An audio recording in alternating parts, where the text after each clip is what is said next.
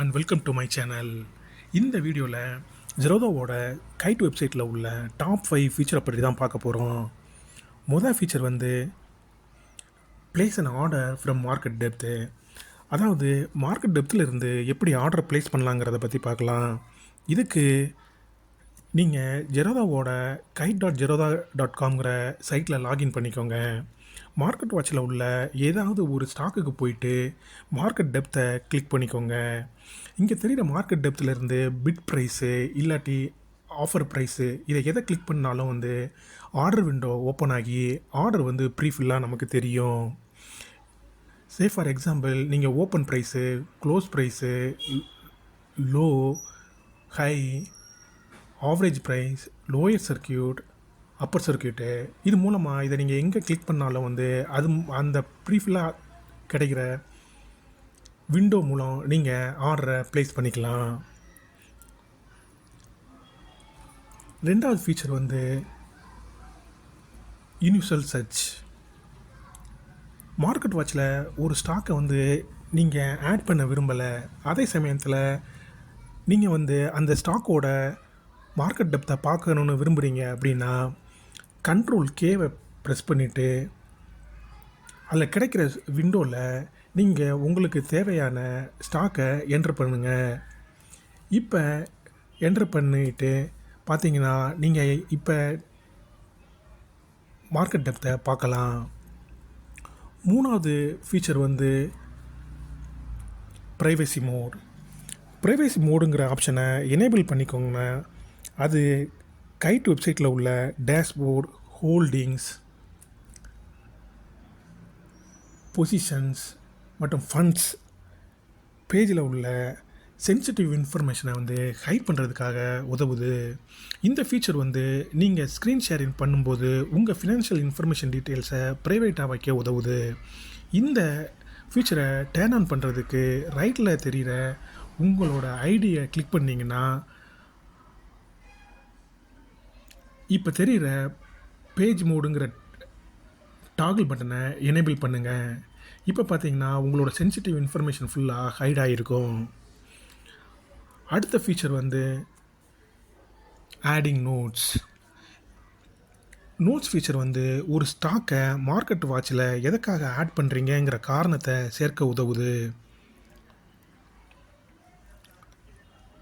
ஒரு குறிப்பிட்ட பங்கை ஏன் ட்ராக் பண்ணீங்க என்பதை நினைவில் கொள்ள இது உதவுது.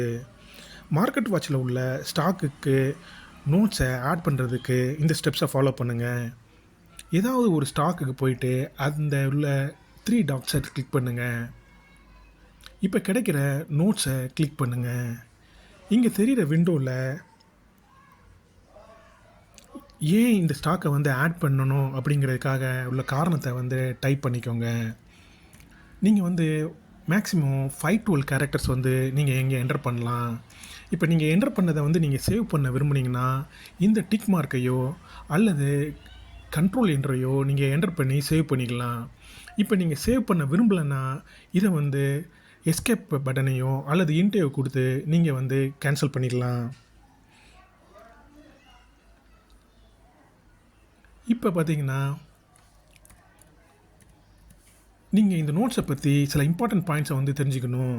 இப்போ இந்த மார்க்கெட் வாட்சில் வந்து நம்ம இந்த ஸ்டாக்குக்கு வந்து நோட்ஸை ஆட் பண்ணியிருக்கிறோம்.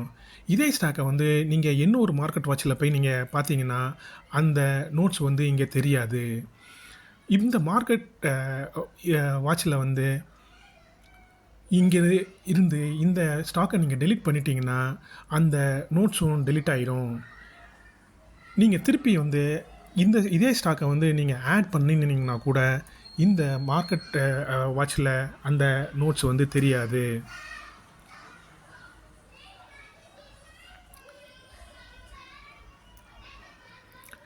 லாஸ்ட்டாக வந்து ரியல் டைமாக அலர்ட் க்ரியேட் பண்ணுறது தான். நீங்கள் எந்த ஒரு ஸ்டாக், ஆப்ஷன் அல்லது ஃபீச்சருக்கும் அலர்ட் க்ரியேட் பண்ணலாம்.